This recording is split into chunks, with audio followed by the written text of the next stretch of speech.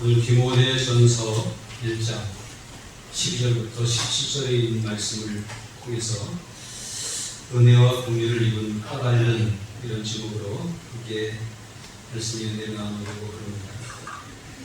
지난주에 성도님들과 함께 영화를 봤습니다. 좀 지나간 영화이긴 하지만 그것만이 내 세상이라고 하는 일반 영화죠. 기독교 영화 아닙니다. 신앙적인 영화 아닙니다. 근데 그 영화를 보면서 목사라 그런가요?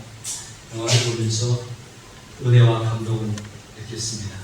그 속에 영화를 제작한 사람이 어떤 의도로 제작을 했는지는 알 수 없지만 저는 그걸 보면서 사실은 영화를 여러분들에게 보여드리기 위해서 미리 몇 번을 봤거든요. 근데 그날 저녁 때 보는 가운데에 제게 느껴진 감동이 있어서 여러분들에게 소개하고 제가 느낀 감동이 여러분에게도 전달이 되면 좋겠다 그런 생각을 하고 좀 소개를 해드리려고 합니다.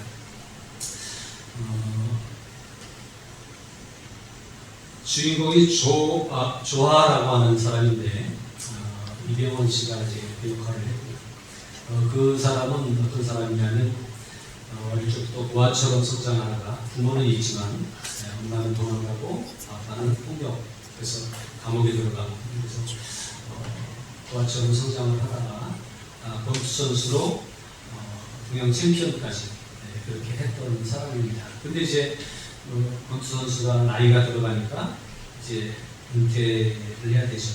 자동 은퇴가 되잖아요.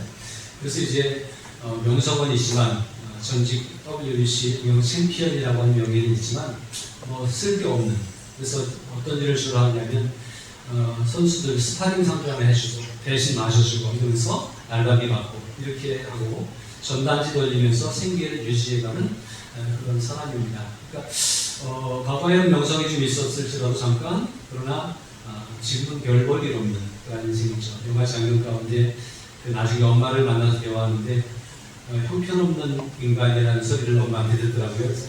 형편없는 그런 삶을 살아가고 있던 사람입니다. 그러던 중에 17년 만에 옛날에 자기를 버리고 도망갔던 엄마, 그러니까 가정폭력이 너무 심해서 그럴 수밖에 없었죠.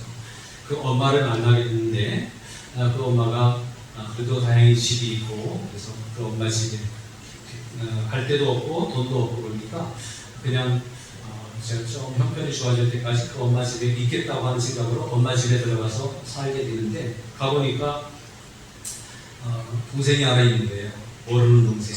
엄마가 나가서 다른 사람을 만나서 동생을 낳았고 그게 길을 보죠. 그 동생은 자폐를 앓고 있는데, 자폐 증세가 있는데 자폐 증세가 있으면서도 특별히 그런 게 있다고 해요. 어떤 부분에 아주 천재적인 재능을 가지고 있는 그런 능력이 있어서 이 동생은 진태라고 하는 동생인데 피아노를 음악을 한번 들으면 그냥 쳐내는 그런 피아노 천재예요. 근데 자폐증세가 있기 때문에 어디 가서 활동을 못하죠. 어쨌든 엄마는 이 아이가 피아노를 너무 잘 치니까 어디 한번 내세우고 싶고 또 누가 소개로 콩쿨도 좀 내보내고 싶고 그런 가운데 있었지만, 그러는 가운데 엄마가 누구에게도 말할 수 없는 질병이 있어서 이제 죽음을 코앞에 둔 상황 가운데 있습니다. 그럴 때 엄마가 누구에게 맡기겠어요? 이 동생은 그 형한테. 엄마가 볼 때도 형편없이 살아온 아들이긴 하지만 그 아들에게 이 동생을 부탁을 하고 거짓말로 한 달만 좀 봐달라 해서 병원에 이제 입원해서 있다가 그 와중에 이렇게 일어난 일들이 여러 가지가 있습니다. 그런데 그 가운데 콩쿠르를 내보냈는데 너무 실력은 좋지만 여기 자폐 증세가 있기 때문에 콩쿠르에서 입상을 못하게 되죠. 근데 어떻게 해가지고 제가 느낄 때는 하나님의 은혜인데 나중에 갈라 콘서트에 참여하게 돼서 거기서 굉장히 돋보이게 된 그런 과정이 있어요. 근데 그 과정 가운데에 제가 이제 감동을 받았던 부분은 어떤 부분이냐면 그 동생을 맡아서 자기도 사실은 자기 몸도 제대로 건사할 수 없는 그러한 형이었지만 동생을 맡아서 관리하고 그러다가 뭐 에피소드가 많이 있지만 콘서트도 내보내고 그도 이제 안 되는 것을 보고 떠나려고 하는 차에 그 관람 콘서트에 동생이 등장한다고 하는 것을 보고 오게 되고, 그리고 엄마를 모시고 와서 병원에서 죽어가는 엄마를 모시고 와서 그 콘서트를 보여주는데, 콘서트가 너무너무 아름답고 오케스트라와 함께 자기 동생이 거기서 피아노를 쳐대는데 모든 관중들이 일어서 기립박수로 응대하는 모습을 볼 때에 그 엄마의 기뻐하는 모습, 그 아픈 몸을 이끌고 와서 봤는데 너무 기뻐하는 모습이 제게는 감동이었습니다. 그 모습 속에 우리를 보며 기뻐하신 하나님을 제가 보게 되었다고 해야 될까요? 그렇습니다. 그 장면 이제 그 진태가 피아노를 잘 치는 모습도 기뻐하는 모습이긴 하겠지만, 제가 느낄 때는 그것을 엄마에게 보여드린 그 형 조하의 행동이 또 기쁨의 이유가 아니었을까, 그런 생각을 하게 됩니다. 그러면서 제가 이제 저 나름대로 혼자 해석하고 혼자 은혜를 받은 것은, 우리를 위해 대신 죽으신 주님이 우리에게 우리의 동생들, 영적인 동생들을 맡기셨는데, 그 동생들을 위해서 조금만 우리가 거들어주면 그 동생들이 우리보다 더 화려한 인생을, 신앙 인생을 살아갈 수가 있을 것이고, 그렇게 살아갈 때에 비록 우리를 위해서 대신 죽으셨지만 그 죽음이라고 하는 아픔 속에서도 우리를 바라보시며 기뻐하실 주님이 아니실까, 그런 생각을 하게 되었습니다. 여러분 보실 때에, 여러분 들으실 때에 너무 우리 목사님 억지로 짜맞춘다 혹시 그럴지 모르지만 그런 생각으로 짜맞춰서 이해를 하게 되면 우리가 어떻게 살아야 될지에 대해서 다시 한번 생각하는 그런 기회가 될 것 같습니다. 그래서 꼭 여러분들에게 말씀을 드리고 싶었고요.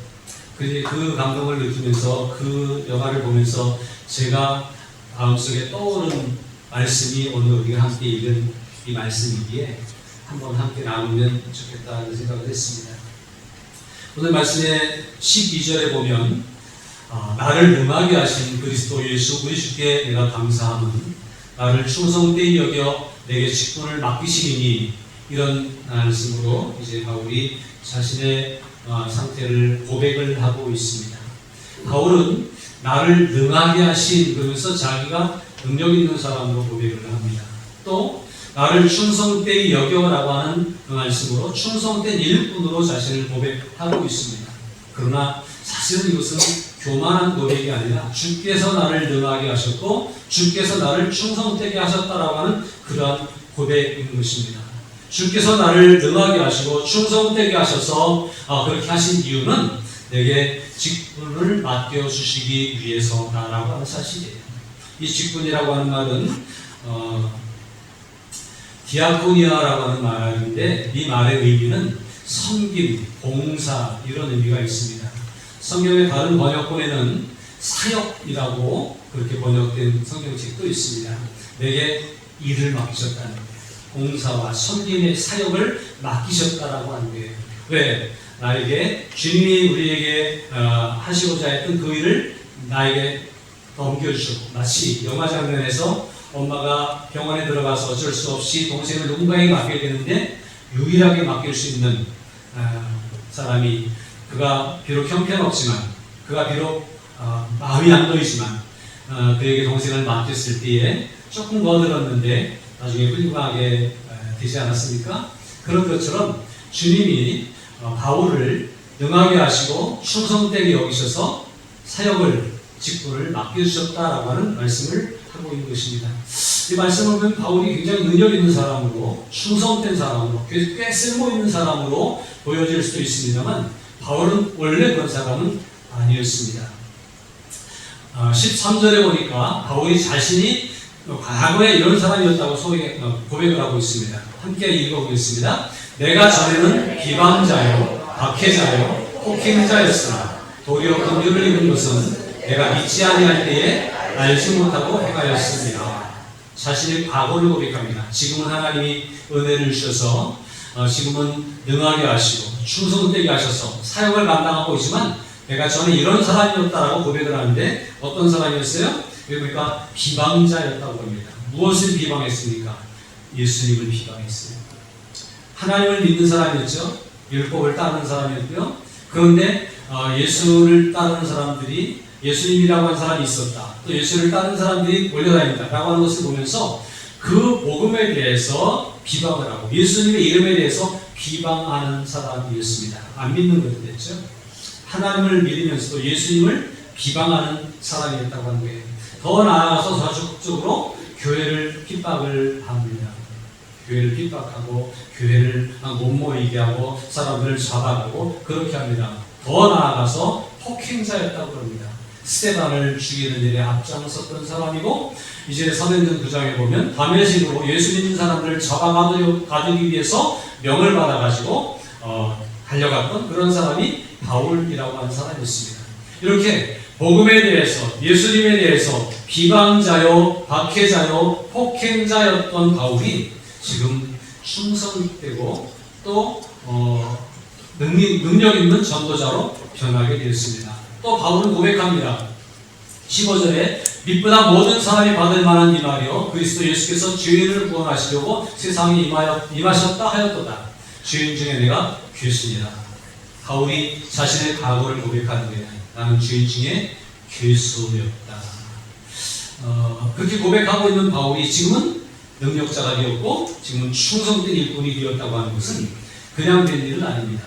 바울이 이렇게 비방자요, 박해자요, 폭행자였고 죄인 중에 괴수였던 존재였지만 이 바울을 움직였던 하나님은 어떤 분이셨고 예수님은 어떤 분이셨을까요? 바울은 그렇게 고백합니다. 17절에 영원하신 왕이라고 썩지 아니하고 보이지 아니하고 홀로 하나이신 하나님이라고 유일하신 분이라고 고백을 합니다. 존귀와 영광을 영원토록 받으실 만한 분이 그분이라고 고백을 합니다. 예수님의 모습과 바울의 모습을 비교해보면 이게 비교할 상대가 안 되죠. 그런데 그 주님이 바울에게 그 비방자요 또 핍박자요 폭행자였던 바울에게 죄인 중에 괴수였던 바울에게 이런 완벽하신 온전하신 하나님이 나타나셨고 역사하실 때에 그가 변화되었고 그가 쓸모있는 사람이 되었다고 하는 것은 참 놀라운 일입니다. 바울은 이렇게 고백합니다. 자신의 모습과 하나님의 모습이 이렇게 다르지만 그 하나님께서 나타나셨다고 하는 거예요. 빛보다 모든 사람이 받을 만한 이 말이요 그리스도 예수께서 죄인을 구원하시려고 세상에 임하셨다 하였도다. 죄인 중에 내가 괴수니라고 말합니다. 죄인 중에 괴수였던 바울에게도 또 그와 비슷한 삶을 살아가고 있는 세상의 모든 사람들에게도 사랑하시는 주님께서 이렇게 임하셨다는 거예요. 왜요? 예수 그리스도께서 죄인을 구원하시려고 이 세상에 오셨다는 거예요. 아까 17절의 말씀처럼 영광 받으실 만한 분, 존귀하신 분, 유일하신 분, 하늘의 보좌 위에서 찬송만 받으시기에 합당하신 그분이 이 땅에 구원하시려고 오셨다라고 그렇게 고백합니다. 또 16절은 말합니다. 그러나 내가 긍휼을 입은 바다였던 예수 그리스도께서 내게 먼저 일체 오래 참으심을 보이사 후에 주를 믿어 영생 얻는 자들에게 본이 되게 하려 하심이라고 말합니다. 여기 보면 예수님 어떤 분이에요? 죄인에게, 죄인 중에 괴수였고 비방자요, 폭행자요, 그리고 핍박자였던 그런 사람들에게도 바로 벌 주지 않고 오래 참으시는 분이셨다고 하는 사실이에요.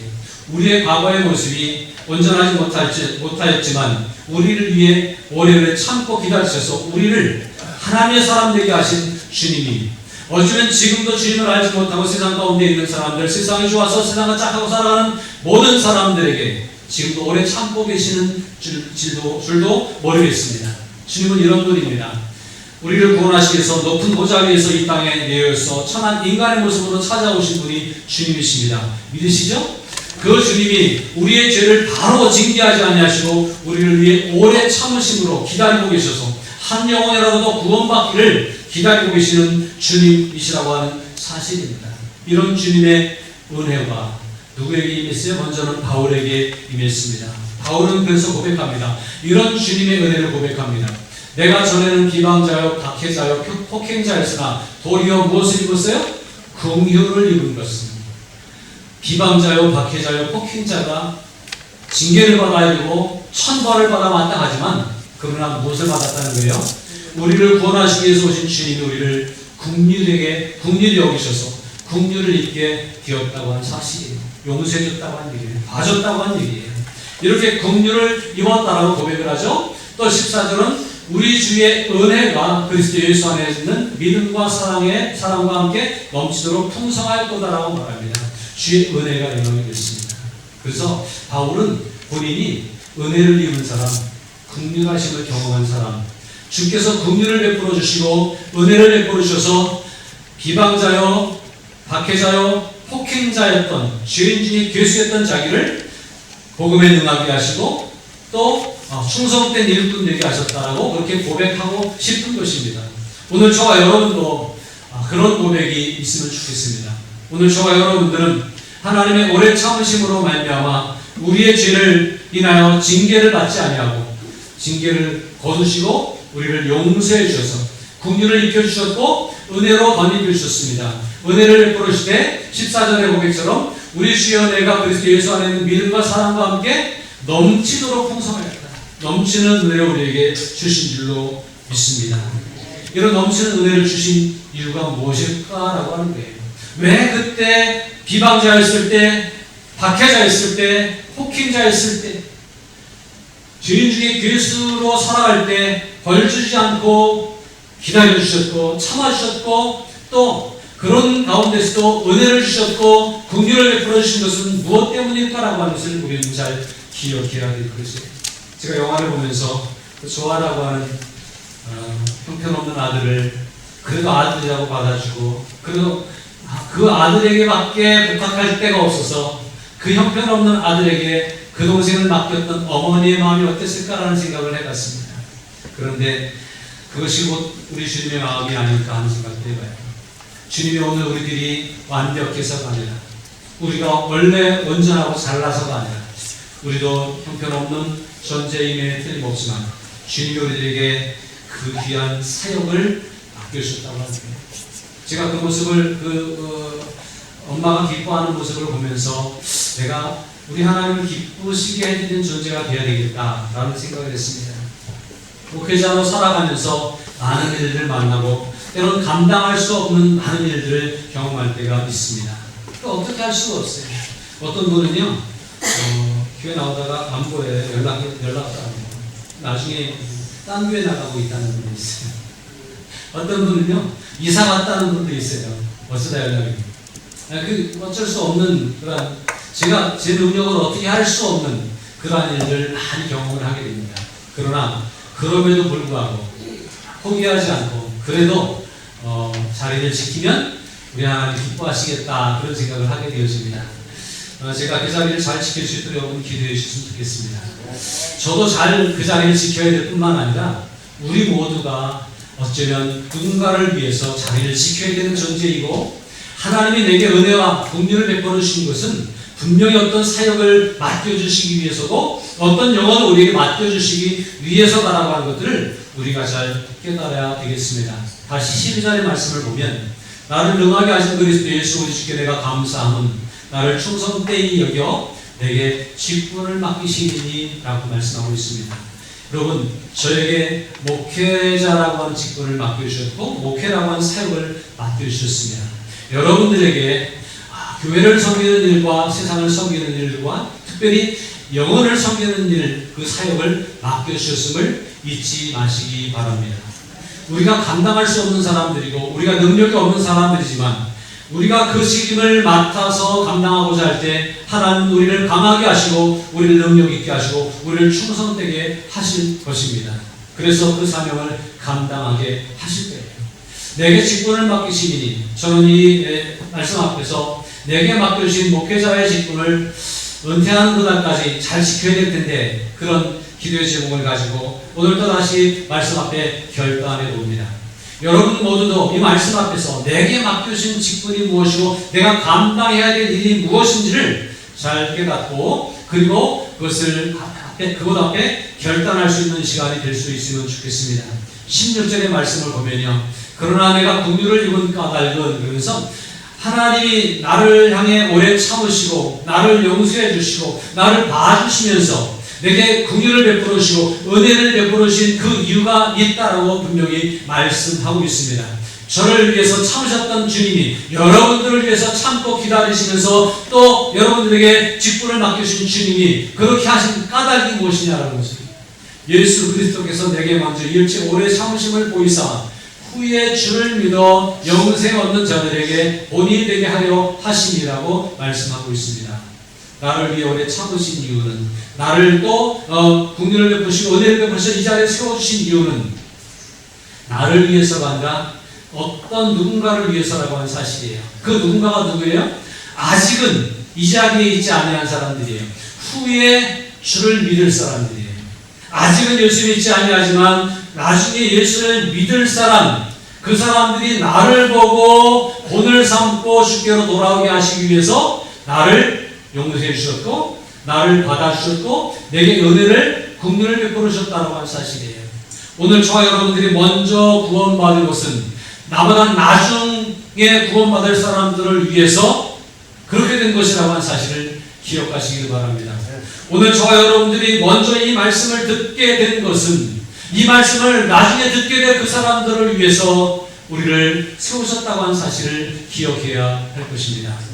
나를 보면서 내 뒤에 나를 따라 예수 믿게 될 사람들을 위해서 나를 먼저 부르셨고 세우셨다고 하는 거예요. 오늘 우리가 긍휼을 입은 까닭은 오늘 우리가 은혜를 입고 하나님의 일꾼으로 서게 된 이유는 나보다 나중에 예수를 믿을 사람들을 위해서라고 하는 사실을 기억해야 되겠습니다. 그럼 우리가 어떻게 살아야 되죠? 그들에게 본이 되는 삶을 살아야 되는 것입니다. 그들이 우리를 보고 나를 보고 본을 삼고 나도 그 길을 따라가야지 라고 결단할 수 있게 살아가는 것이 오늘 저와 여러분들이 해야 되는 일입니다. 주님은 우리에게 그렇게 말씀하셨죠. 너희의 착한 행실을 보고 너희가 내 제자인 줄 사람들이 알게 하라고. 그렇게 우리는 살아가야 될 것입니다. 그러면서 오늘 이 말씀을 보면서 우리가 다시 한번 생각해 봐야 되겠습니다. 오늘 하나님이 내게 맡겨주신 내가 감당해야 될 사역 가운데 특별히 나보다 나중에 예수 믿을 그 사람은 누구일까를 한번 생각해 봤으면 좋겠습니다. 여러분 뒤를 이어서 예수 믿을 사람이 누구일까요? 여러분의 예수 믿는 모습을 보고 따라와서 예수 믿게 될 사람이 누구일까요? 굉장히 중요한 일입니다. 한번 생각해 보세요. 내게 맡겨주신 영혼이 누구일까? 나를 따라와서 예수 믿게 된 사람이 누구일까? 저는 여러분들에게 그 가운데 멀리 있는 사람도 있겠지만 여러분의 가족들, 남편, 아내, 부모, 형제, 자녀들이 아마 우선순위가 있지 않을까 생각합니다. 다시 말씀을 드리면 아직은 예수 믿지 않지만 후에 예수 믿게 될 그 사람을 누구에게 맡기셨어요? 내게 은혜 받은 내게 긍휼을 경험한 내게 맡겨주셨고 그를 위해서 나에게 오늘 직분을 사역을 맡겨주셨다라고 하는 사실이에요. 이 사실을 기억하면서 오늘 우리가 믿음으로 주님 앞에 가고 설 수 있는 기회가 될 수 있기를 바랍니다. 나를 먼저 불러주신 이유는 내게 은혜와 긍휼을 베풀어 주신 이유는 나를 위해서가 아니라 또 다른 목적을 위해서가 아니라 그 한 영혼을 위해서라고 하는 사실이에요. 그 영혼을 시간 마음에 품어 안을 수 있기를 바랍니다. 영화의 한 장면에서 나도 변변치 못하지만 그 더 못난 동생을 돌보아야 하는 책임을 가졌던 한 형처럼 조하라고 하는 사람처럼 우리에게 맡겨주신 그 영혼을 우리가 책임져야 된다고 하는 사명을 가지고 나도 뒤죽박죽 살아가고 있고 나도 내 몸 건사한 것도 버거운 인생을 살아가고 있지만 그러나 돌아가신 죽어가는 엄마가 나에게 부탁한 것을 기억하면서 이미 십자가를 지고 우리를 위해 죽으시고 마지막 영혼들을 우리에게 맡겨준 주님의 그 은혜를 주님의 그 명령을 기억하면서 이 사명 앞에 다시 설 수 있는 그런 저와 여러분들이 되면 좋겠습니다. 기억하십시오. 주님은 내 뒤에 따라올 사람을 예비해 놓으셨습니다. 그 사람을 위해 기도하는 것, 그것이 오늘 우리들이 해야 될 일입니다. 그리고 그 사람에게 본인의 삶을 살아서 그 사람을 움직이고 그 사람을 온전한 하나님의 사람으로 만들어내는 것, 그것이 바로 우리에게 맡겨진 사명이라고 하는 사실입니다. 이것을 깨닫고 우리의 삶의 자리, 우리가 감당해야 될 직분, 그것이 무엇인지를 잘 알고 그 앞에 결단하고 사명을 감당할 수 있는 그런 저와 여러분들이 될 수 있기를 바랍니다. 추석 명절을 통해서 많은 사람들을 만나게 될 것입니다. 가족들을 만나게 될 것입니다. 그 가족들이 얼마나 부유하게 사는가, 얼마나 행복하게 살아가는가, 얼마나 여유있게 살아가는가, 출세했는가, 여기에만 관심을 가지지 마시고 그 영혼이 주님 안에 있는가, 그 영혼이 주님에게 붙잡혀 있는가를 생각하면서 위에 기도할 수 있는 기회로 삼으시기를 바랍니다. 그리고 그에게 복음을 통해서 본인되는 삶을 보여주실 수 있기를 바랍니다. 그리고 그를 감동시켜서 주 앞으로 돌이키게 하는 일에 쓰임받는 그런 저와 여러분들 모두가 될 수 있기를 부탁을 드립니다. 이 시간에 함께 말씀을 다시 한번 마음에 새기면서 기도하면 좋겠습니다.